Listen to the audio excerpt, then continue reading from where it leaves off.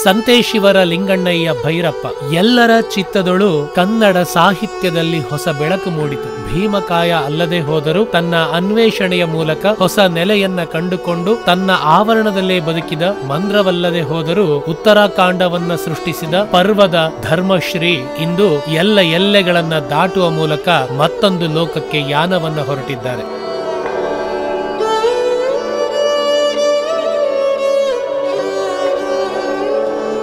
ಇವರಿಲ್ಲದ ಸಾಹಿತ್ಯ ಲೋಕ ತಬ್ಬಲಿಯು ನೀನಾದೆ ಮಗನೆ ಎನ್ನುವಂತಾಗಿದೆ.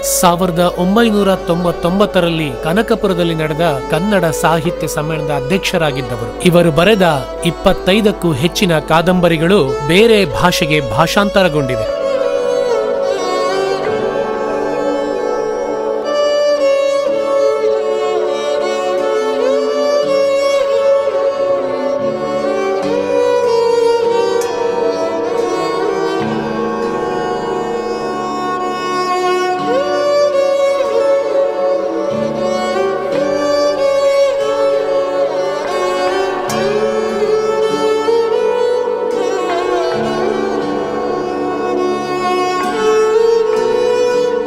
ಚಲನಚಿತ್ರವಾಗಿವೆ, ಧಾರಾವಾಹಿಗಳಾಗಿವೆ. ಎಲ್ಲದಕ್ಕೂ ಹೆಚ್ಚಾಗಿ ಪದ್ಮಭೂಷಣ ಪ್ರಶಸ್ತಿಯನ್ನ ತನ್ನ ಮುಡಿಗೇರಿಸಿಕೊಂಡ ಸರಸ್ವತಿ ಸಮ್ಮಾನ್ಗೆ ಭಾಜನರಾದ ಮೊದಲ ಕನ್ನಡಿಗ ನಾಡೋಜ ಕವಿ ಒಂದು ಪುಸ್ತಕ ಬರೆದರೆ ಸರಿಸುಮಾರು 14 ಭಾಷೆಗಳಿಗೆ ಭಾಷಾಂತರಗೊಳ್ಳುತ್ತಿತ್ತು. ಅಂತಹ ಪ್ರಸಿದ್ಧವಾದ ಕಾದಂಬರಿಕಾರ ಎಸ್ ಎಲ್ ಭೈರಪ್ಪನವರಿಗೆ ಅಂತಿಮ ನಮನಗಳು.